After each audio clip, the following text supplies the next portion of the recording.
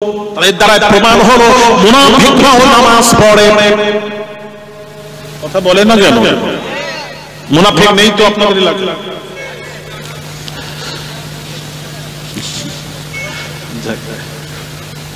ভাইরা আমার, বাবাজিরা, এদিকে তাকান। মুনাফিকের অনেক ওয়াজ আছে, কোরআনের অনেক ওয়াজ আছে, ওদিকে আমি যাব না। আজকে যে বিষয়বস্তু আমি একটু কথা বলবো, ভাইরা আমার, বাবাজিরা, ওটা সম্পূর্ণ করি। তাহলে মুনাফিকরা বলবে লা আদরি লা আদরি, জানি না জানি না, কুনতু আকুলু মা ইয়াকুলুন নাস। ইনি তো আমাদের মতো মানুষ, ইনি আমাদের মতো মানুষ। আযাব শুরু হয়ে যাবে, বাঁচার আর কোনো রাস্তা থাকবে না। বুখারী বুখারী বুখারী। তাহলে বোঝা গেল রাসূলকে চেনার উপর বিমারি করছে। জান্নাত জাহান্নামের ফয়সালা অনুরোধ করব, রাসূলকে চিনুন চিনুন চিনুন। সেই নবীকে বলবেন না নবী ভুলে গেছে। নবীর দ্বারাই ভুল হয় না। নবীকে আল্লাহ ছাড়া নবী কোনো কথা বলেননি। নবীর ভুল ধরতে গেলে আল্লাহর ভুল ধরা হয়, ঠিক কি না? তাহলে যে যিনি ওই ভাষাটা বলেছেন, নবী শবে কদরের রাত্রিটা বলতে বলতে ভুলে গেছিলেন, ভুলে যাননি, ওই শব্দটা কেউ লাগিয়ে দিয়েছে। মুতাজিলা খারিজিরা অনেক হাদিসের মধ্যে অনেক কিছু ঢুকিয়ে দিয়েছে, জানেন এগুলো? হ্যাঁ, ওগুলি তাদের ঢোকানো। আপনি ওই রকম করে ব্যাখ্যা করবেন না। তাহলে কি হলো? ব্যাখ্যাটা হবে, ব্যাখ্যাটা কি হবে? কথাটা ঠিক। আল্লাহ নবীকে জানিয়েছিলেন, নবী বলার জন্য গেছেন, ঝগড়া দেখে ফারুফিয়া ফারুফিয়া আল্লাহ জানিয়েছিলেন, আবার আল্লাহ জেহেন থেকে, আল্লাহ নবীর জেহেন থেকে তুলে নিলেন। আল্লাহই তুলে নিলেন, ফারুফিয়া তুলে নিলেন। ভুলে যান না। আপনি যদি তুলে নেন, এই ব্যাখ্যা করলে নবীর সম্মানটা বজায় থাকলো। আর আপনি যদি বলেন নবী ভুলে গেছেন, তাহলে নবীকে একদম সাধারণ মানুষের মতো করে দিলেন। ভুল তো সাধারণ মানুষের হয়, নবীদের ভুল হয় না, হয় না, হয় না। এই আকীদা রেখে নামাজ রোজা করতে হবে। আমি কি বোঝাতে পারলাম? কথা বলেন না। তাহলে আবার এখানে একটা প্রশ্ন আসবে, তাহলে ইনশাআল্লাহ ছাড়াই যেটা নবী বললেন, আমি আগামীকাল বলে দেব, আগামীকাল বলে দেব, এটা আল্লাহ ওইভাবে নবীকে দিয়ে বলান। বলালে কি হবে? নবী ওইভাবে বলবেন, আল্লাহই বলালেন। ভুল বলবেন না, ভুল হলে আল্লাহই বলাচ্ছেন, তাহলে আল্লাহর ভুল হয়ে যায়, আল্লাহর ভুল ধরা হবে। আল্লাহই ওইভাবে বলাবে, নবীকে বলাবে, আর তারপর ওই ঘটনার পরিপ্রেক্ষিতে নবীর উপর ওহী নাজিল হবে। ওহী নাজিল হয়ে আল্লাহ বলবেন ইনশাআল্লাহ বলুন। এটা নবীর শিক্ষা নয়, নবীকে দিয়ে উম্মতের শিক্ষা। তোমরা কোন কাজ করবে, বলবে ইনশাআল্লাহ, আল্লাহ চাইলে আগামীকাল এই কাজটা করব। এটা উম্মতের শিক্ষা, নবীর শিক্ষা নয়। এবার বুঝতে পেরেছেন? বুঝবেন, অনেক ব্যাপার আছে।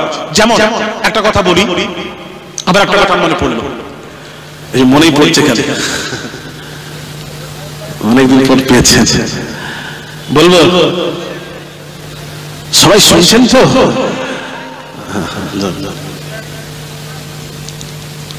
কি আশ্চর্য ভাইরা আমার, বাবাজিরা,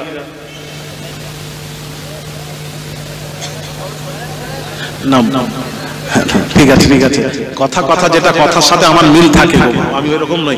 বলি এক, বলবো এক, করবো আর একটা করিনি আমি। ইনশাআল্লাহ শরীর অসুস্থর পরও, ঘাম দিচ্ছে আমার, অসুস্থর পরও, তারপর আমি কথা দিয়েছি যেভাবে চেষ্টা করছি ইনশাআল্লাহ আজিজ। একটু শুনেন, তবে আপনারা শুনতে হবে। হ্যাঁ, খুতবা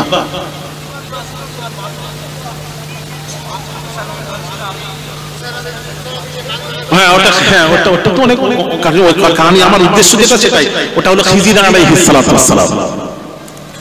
কি নাম? খিজির আলাইহিস সালাতু ওয়াস সালাম। আচ্ছা, একটু শুনেন তো। কথা হলো নবীকে চিনতে হবে, নবীকে বুঝতে হবে। নবীকে আমরা বুঝি না। এখন একটা কথা বলবো, একটা কথা বলি বাবাজি। সেই যে কথা বলতে বলতে চলে এলাম, বলতে বলতে এলাম, সে আমাকে ধরেছে, ধরে বলছে কিয়াম করবেন না।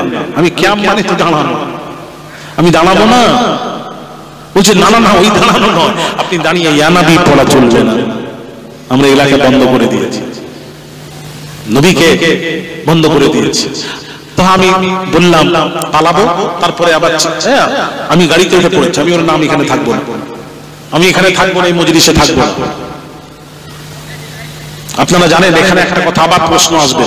আচ্ছা বলুন তো দেখি, একটা প্রশ্ন করি, গোটা ভারতবর্ষে আপনি আলেমদেরকে প্রশ্নের উত্তরটা জানবেন, সবাই কিন্তু একটা কথা বলবে। একটা প্রশ্ন কি, প্রশ্নটা আপনার উত্তর দিতে পারবেন। আফজালুল ইবাদাতু ইবাদাতুস সালাহ, শ্রেষ্ঠ ইবাদত কোনটা বলেন? সালাত, নামাজ, এটা শ্রেষ্ঠ ইবাদত। যাকে জিজ্ঞেস করবেন আলেম ওলামা একই বলবে, মুহাদ্দিস মুফাসসির একই বলবে।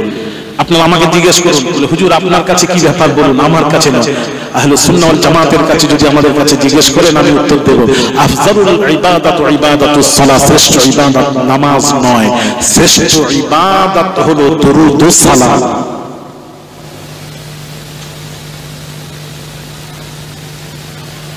কি বললাম? এবার প্রশ্ন আসবে, কেন কি করে শ্রেষ্ঠ হলো, তাই তো? এটা প্রশ্ন আসবে তো, উত্তরটা আজকে রাত দেবো না, এখানে তো রাখছি, উত্তর আছে আমি পরে দেব, এক্ষুনি দেব।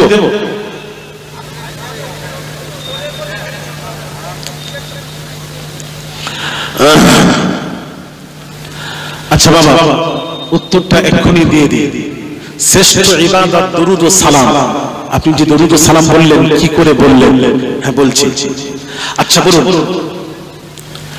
নামাজ শ্রেষ্ঠ ইবাদত নামাজ। নামাজি যখন নামাজ পড়ে, আল্লাহু আকবার, আল্লাহ বলেন বান্দারে আমার গুণগান কর, সানা পড়, আমার গুণগান কর, আলহামদুলিল্লাহ পড়, আমার তারিফ কর, আমার প্রশংসা কর। এটা সূরা মিলা, আমার প্রশংসা কর, সুবহান রাব্বিয়াল আযীম, আমার প্রশংসা, সুবহান রাব্বিয়াল আ'লা, আমার প্রশংসা। সব হয়ে গেলে আল্লাহ এবার বান্দাকে বলতে থাকেন, বান্দারে তোরা কি চাস তোদের নামাজটা আমি কবুল করি? হ্যাঁ আল্লাহ কবুল করো। আল্লাহ বলছেন নামাজিরা, নামাজটাকে যদি কবুল করাতে চাস, ভালো করে শোনো, শ্রেষ্ঠ ইবাদত তো নামাজ, এই নামাজটাকে আমাকে কবুল করাতে হবে। কবুলটাই তো বড় কথা, পড়লে হবে না, কবুল করাতে হবে। কবুল করাতে চাস? হ্যাঁ আল্লাহ করাতে চাই। আল্লাহ বলছেন এই নামাজটাকে, শ্রেষ্ঠ ইবাদতটাকে কবুল করাতে চাস, তাহলে আমি এই নামাজে আমার গুণগান হয়ে গেছে, সব হলো আমার নবী তো বাদ পড়ে গেছে। এইবার কবুল করাতে চাস, আর তাহিয়াতে বসে আমার নবীকে আগে সালাম দে সালাম। আত-তাহিয়াতু লিল্লাহি ওয়াস সালাওয়াতু তাইয়্যিবাত, আসসালামু আলাইকা আইয়ুহান নবী, কা হাজিরের সিগা দে, সালাম দে, সালাম দিলাম, আসসালামু আলাইকা আইয়ুহান নবী। তখন বান্দা বলছে আল্লাহ তোমার তো আইন নামাজ অবস্থায় কাউকে সালাম দেওয়া যাবে না, দিলে তো নামাজির নামাজ নষ্ট হয়ে যায়, ফাসিদ হয়ে যায়, নামাজ হয় না, এটাই তো আইন। আল্লাহ বলছে ওই আইন তো কিয়ামত পর্যন্ত আছে, নামাজ অবস্থায় কাউকে সালাম দেওয়া যাবে না, দিলে নামাজির নামাজ হবে না। তার নবীকে দেব কেন? আল্লাহ বলছেন বান্দারে ভুল হচ্ছে, কাউকে দেওয়া যাবে না, আর কাউয়ের মধ্যে আমার নবীকে জোড়ানো যাবে না। কাউকে নামাজের মধ্যে সালাম দিলে নামাজির নামাজ ফাসিদ হয়ে যাবে, আর নামাজ অবস্থায় আমার নবীকে সালাম না দিলে নামাজির নামাজ হবে না। জোরে বলুন التحيات لله والصلوات والطيبات، السلام عليك أيها النبي ورحمة الله وبركاته، السلام علينا وعلى عباد الله الصالحين، أشهد أن لا إله إلا الله وأشهد أن محمدا عبده ورسوله। হয়ে গেছে। এবার বলছেন দরুদ পড়, সালাম তো হলো, সালামটাকে নামাজে আগে রাখলেন, সালামটাকে আগে রাখলেন। এবার বলছেন এবার আমার নবীর উপর দরুদ পড়, আল্লাহুম্মা সাল্লি আলা মুহাম্মাদ, মুহাম্মাদের উপর দরুদ পড়। খালি মুহাম্মাদের উপর পড়লে হবে না, ওয়া আলা আলি মুহাম্মাদ, মুহাম্মাদের বংশের উপর দরুদ পড়, তোদের নামাজটা আমি আল্লাহ কবুল করে নেব। আরো জোরে। তাহলে নামাজটাকে কবুল করায় যে জিনিস সেটা হলো দরুদ ও সালাম। আরো জোরে।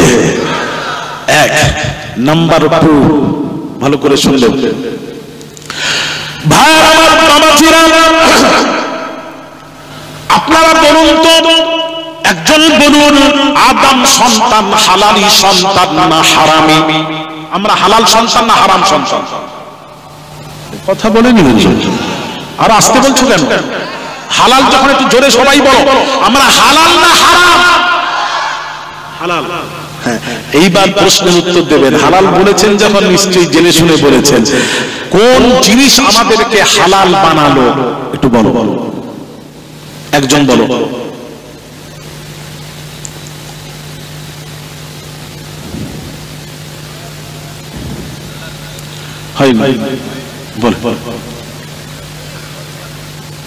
কোন জিনিস আমাদেরকে হালাল বানালো? আদম সন্তানকে হালাল বানালো কোন জিনিসটা?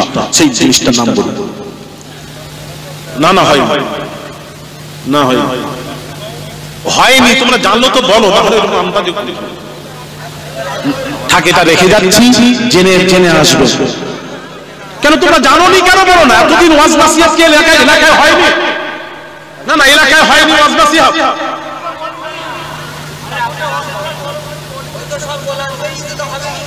কি হয়েছে?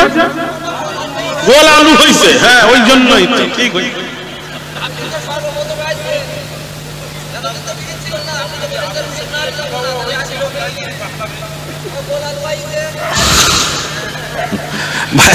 সবাই শুনবেন তো? তাহলে আজকে বলবো, কারা কারা শুনবেন না হাত তুলুন। ওই যে এখনো কি বলো তুমি ছিলেন মানে হুজুর ওটা ধরবেন না, ভুল ধরবেন না, স্পিডে ব্রেক হলে যা হয় তাই হয়েছে। আচ্ছা ছেড়ে দিলাম। ভালো করে মা বোনেরা শুনবেন, এটা দরকার আছে, খুব দরকারি জিনিস। কোন জিনিস আমাদেরকে হালাল বানালো ওটাই জানলেন না? বাইরা মার বাবাজিরা ও সোনার যুবকেরা, বাবাজিরা, নবীর বাম পাঁজর থেকে মা হাওয়াকে আল্লাহ পয়দা করলেন। মা হাওয়াকে পয়দা করলেন। আদম নবী মা হাওয়াকে স্পর্শ করতে যাচ্ছেন। আল্লাহ পাক বললেন, আদম রে, হাওয়াকে স্পর্শ করার পূর্বে তার দেনমোহর পরিশোধ করে দাও। দেনমোহর বোঝে? আরে কথা বলেন, ওটা কি বলেন তো? কি দেনমোহরটা কি? কখন হয়? বিয়ের সময় ওই দেনমোহর ধার্য হয়, বিবাহ হয়, ওই দেনমোহর। তাহলে ওই দেনমোহর আপনারা বিবিদেরকে দিয়ে দিয়েছেন, সবাই দিয়ে দিয়েছেন। হ্যাঁ, দিয়েছো? কি টাকা দিয়েছো? কি দিয়েছো?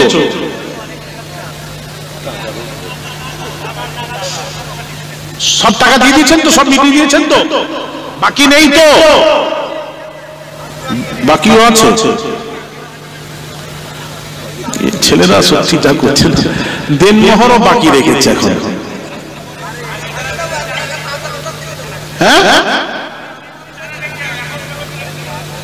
কি বলছে? শুনেন বাবু, এ আর কি ওয়াজ করবো বলুন তো? আবার মনে পড়লো, দেনমোহর যারা দেননি, দেনমোহর দেওয়া ফরজ। কেউ বলেছিল ওয়াজিব, ওয়াতুন নিসা সাদুকাতিহিন্না নিহলা, এটা ওয়াজিব। স্ত্রী যতই ধনী হোক না কেন দিতেই হবে। এই দেনমোহর যদি কোনো স্বামী স্ত্রীকে না দেয় কি হবে? শুনুন, হাদিসটা শুনুন। আল্লাহর নবী বলেন, আল্লাহর নবী পাক সাবানের পাক কথা, লাকিয়াল্লাহু ইয়াউমাল কিয়ামাতি ওয়া হুয়া সামির। আল্লাহর নবী বলেন, কিয়ামতের দিন যে স্বামী দেনমোহর ধার্য করে বিয়ে করলো আর সেই দেনমোহরটা স্ত্রীকে না দিয়ে যদি মারা যায়, লাকিয়াল্লাহু ইয়াউমাল কিয়ামাতি ওয়া হুয়া সামির। কিয়ামতের দিন জিনাকারীর কাতারে দাঁড় করানো হবে। সে জিনাকারীর কাতারে দাঁড় করানো হবে। জোরে বলুন, জিনাকারীর কাতারে দাঁড় করানো হবে। তার মানে আপনি স্ত্রীর সাথে জিনা করলেন, কি হলো?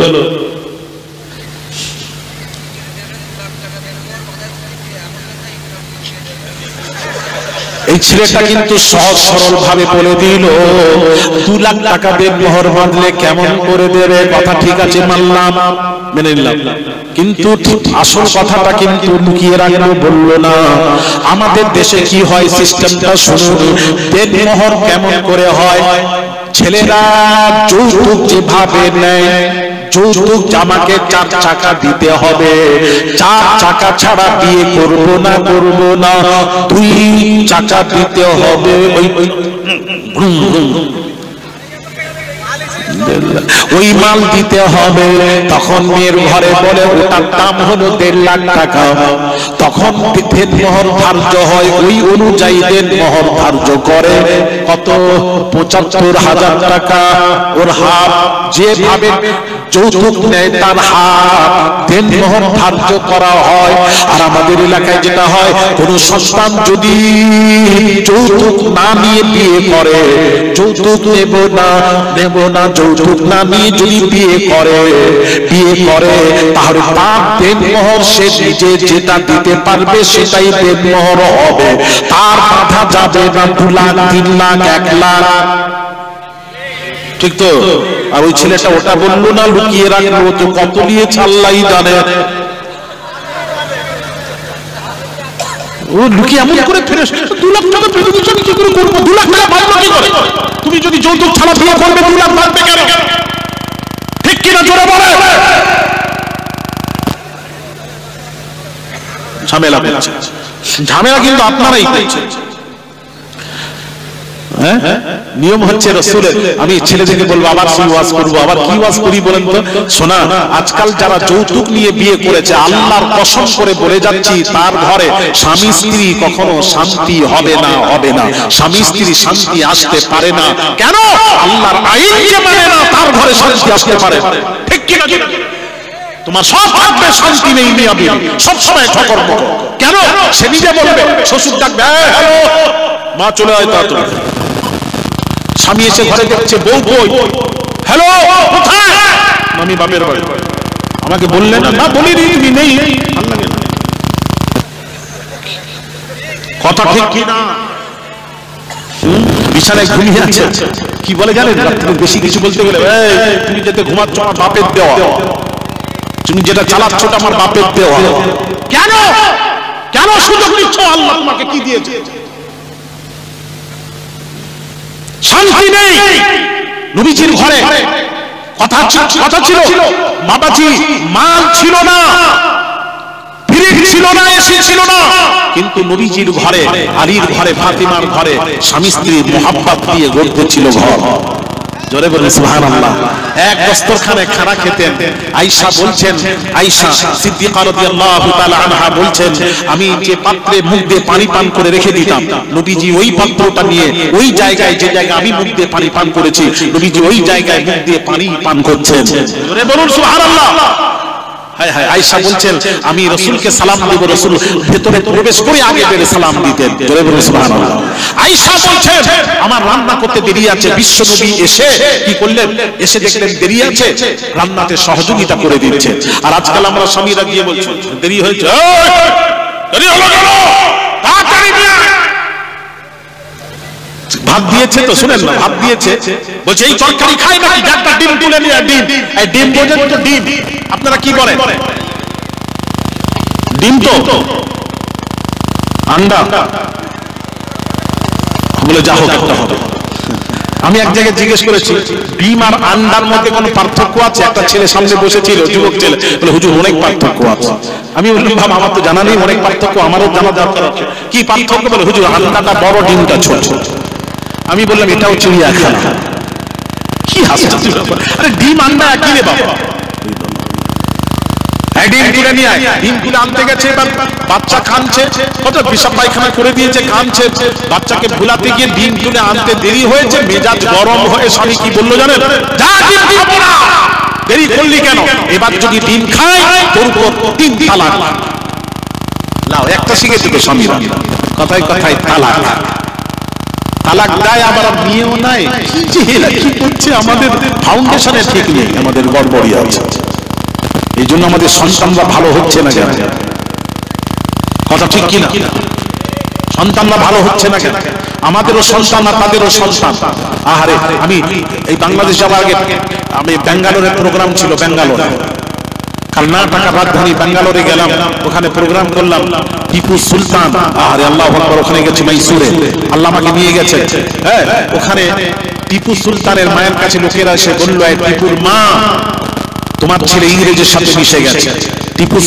টিপুর মা বলছে, টিপু সুলতানের মা বলছে, না আমার ছেলে ইংরেজের সাথে মিশতে পারে না, পারে না, গ্যারান্টি দিতে পারি, পারে না। তোমরা মিথ্যা বলছো, পারে না। ছেলের উপর গ্যারান্টি দিচ্ছে মা, পারে না।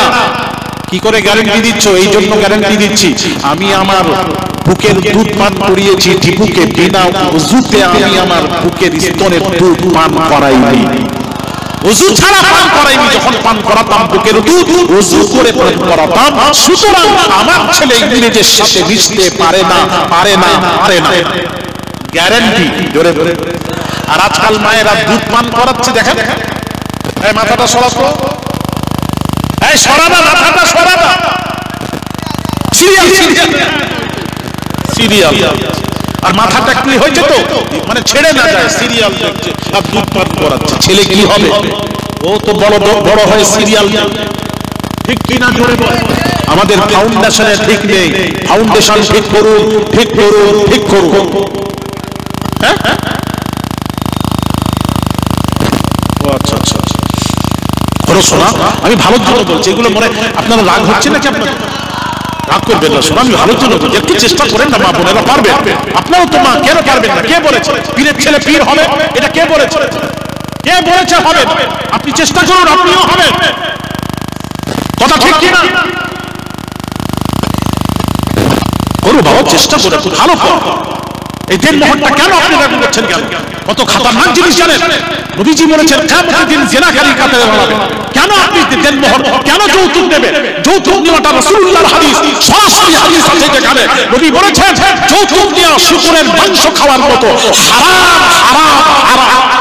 আর সেই হারাম আপনি খেতে যান কেন? আমার প্রশ্নের উত্তর দেন আগে। আর এদিকে যাচ্ছেন না নামাজ পড়তে। আল্লাহু আকবার। খুব কষ্টের সাথে বলছি, হারাম চারটা জিনিসকে নষ্ট করে দেয়। নামাজ, রোজা, হজ, যাকাত, চারটাকে নষ্ট করে দেয় যে জিনিস, সেটা হলো হারাম, হারাম, হারাম। হারাম থেকে মানুষ বাঁচার চেষ্টা করে। শোনা, যারা যৌতুক নিয়েছেন ছেলেরা, তাড়াতাড়ি যৌতুকটা ফিরিয়ে দাও। শোনা, এখনো বাঁচার রাস্তা আছে। কখন টাকা আসবে চলে যেতে। হাসো না, ইয়ার কি করো না, এখানে ইয়ার কি কথা নয়। বুকে হাত দিয়ে মৃত্যু এখান থেকে বাড়ি যাওয়ার গ্যারান্টি দিতে পারবেন? তাহলে দেন, তাহলে হাসেন, যা পারেন করেন। যদি দিতে না পারেন আজকে তওবা করো, আল্লাহর কাছে আল্লাহ তুমি ক্ষমা করো। সেদিন কবরে যাবে, নবীকে দেখানো হবে। নবী যদি গ্রহণ না করেন যাবে কোথায়? বাঁচার কোনো রাস্তা থাকবে না। শোনা, সেই কিয়ামতের দিন খাজা গরিব নওয়াজ মাইনুদ্দিন চিশতি আজমিরি সানজারি রাহমাতুল্লাহ আলাইহি রাস্তা দিয়ে চলে যাচ্ছেন। আজিল নামের এক ব্যক্তি অঝর নয়নে কাঁদছে, চোখের পানিতে মাটি ভিজে গেছে। এত কান্না দেখে বলছেন, বাবা, খাজা গরিব নওয়াজ জিজ্ঞেস করছেন, বাবা তুমি এত কাঁদছো কেন? কি গুনাহ করেছো বাবা? না হুজুর, আমি জীবনে একটা হুজুর সুন্নাত ছেড়ে গেছে, তাই কাঁদছি। কিয়ামতের দিন নবীজির সামনে এই চেহারাটা কেমন করে দেখাবো? জোরে বলে হায় হায় হায়। আর আমরা জীবনে তো কি করেছি, কি মুখ দেখাবো কিয়ামতের দিন? কবরে গিয়ে রাসূলকে কি দেখাবো? দাঁড়াবোটা কিভাবে? এখনো তওবা করো, যৌতুকটা ফিরিয়ে দাও, দরকার নেই, যৌতুক ফিরিয়ে দাও শ্বশুরের কাছে। যদি খোদার ভয় থাকে করবে, আর যদি বলো না খোদার ভয় নেই, দুনিয়াটাই সবকিছু, তাহলে করো। আর যদি খোদার ভয় থাকে যৌতুকটা ফিরিয়ে দাও। যদি বাঁচার রাস্তা, যদি বাঁচতে চাও, কবর থেকে পরিত্রাণ পেতে চাও, যৌতুক ফিরিয়ে দাও। আমার নবী খুশি হবে, তোমাকে আমাকে গ্রহণ করে নেবে। ভাইরা আমার, বাবাজিরা, আদম আলা নবিয়িনা আলাইহিস সালাতু ওয়াস সালামের বাম পাঁজর থেকে মা হাওয়াকে পয়দা করলেন। মা হাওয়াকে পয়দা করলেন। ওই দেনমোহরের কিছু মাসলা ছিল, ওটা কিন্তু বললাম না। দেনমোহরের মাসলা হলো দিয়ে দেবেন, টাকা দিয়ে দেবেন বাবা। আর যদি নিয়েছেন দিয়ে দেবেন টাকা, যৌতুকের টাকাটা দিয়ে দেবেন, যৌতুকের টাকাটা নিয়েছেন দিয়ে দেবেন, দিয়ে দেবেন বাবা। খবরদার, খোদাকে ভয় করো। অবিবাহিত যুবক যারা আছো তাদেরকে বলে যাই, বিনা পয়সায় মেয়েটাকে তুলে নিয়ে আসবে, এটাই হলো সবচেয়ে বড় যৌতুক। রাজি আছো? যারা বিয়ে করনি এরকম ছেলে একটা স্বেচ্ছায় হাত তুলে বলো তো বাবা, যে হুজুর আমি বিনা পয়সায় মেয়েকে যখন বিয়ে করব পয়সা নেব না, ওটাকে তুলে নিয়ে আসবো। শান্তি যদি পেতে চাও, কে আছো হাত তোলো। ওই কটকে ওই একটা, এদিকে কয়েকটা আছে, মাশাআল্লাহ মাশাআল্লাহ। এই চিনে নাও, চিনে নাও, ছেলেগুলোকে দেখে নাও, জামাই করবে এদেরকে করো। হ্যাঁ, তোমাদের হয়ে গেছে, যা হয়ে গেছে, তোমরা যে ক্লাস পাস শুনে যাক যাক আলহামদুলিল্লাহ। আর অনেকেই শুনে শুনে একটা কথা বলি, মাসলা বলি, অনেকেই দেনমোহর এই ওয়াজ শোনার পর অনেকের বিবি মারা গেছে, এখন স্বামী আছে, স্বামী চিন্তা করছে বিবিকে দেব, আমার ওয়াজ শুনে মনে হচ্ছে হাদিস শরীফটা জানা ছিল না, তাহলে যৌতুকে দেনমোহরের টাকাটা আমরা দিইনি, অনেকেই বাকি রেখেছি, এটা দেব, কিন্তু স্ত্রী মারা গেছে, এইরকম নেই। তাহলে ওই মশলাটা জিজ্ঞেস করলেন না কেন? আমি যদি না বলতাম তাহলে কি হতো? আপনারা সব জিজ্ঞেস করবেন না। এই মাসলাটা শুনে নিন, যদি কোনো স্ত্রী মারা যায়, সে স্বামী এই ওয়াজ শুনে মনে করছে আমি স্ত্রী দেনমোহরটা দেব, কিন্তু স্ত্রী মারা গেছে, এখন করণীয় কি? এখন করণীয় হলো ওই স্ত্রীর ঔরসে যদি কোনো সন্তান থাকে, ওই মোহরানার টাকাটা ভাগ করে সন্তানকে দিয়ে দেবেন, তবুও মাপ নেই, দিয়ে দেবেন। এবার আমার প্রশ্ন, সন্তান যদি না থাকে, স্ত্রী মারা গেছে, সন্তানও নেই, এখন কি করবেন? ওই দেনমোহরের টাকাটা স্ত্রীর নিকটতম আত্মীয়কে দিয়ে দেবেন, তবুও মাপ নেই। কিন্তু মসজিদ মাদ্রাসায় ওই দেনমোহরের টাকাটা দেবেন না, জলসায় দেবেন না, আদায় হবে না। বোঝাতে পারলাম?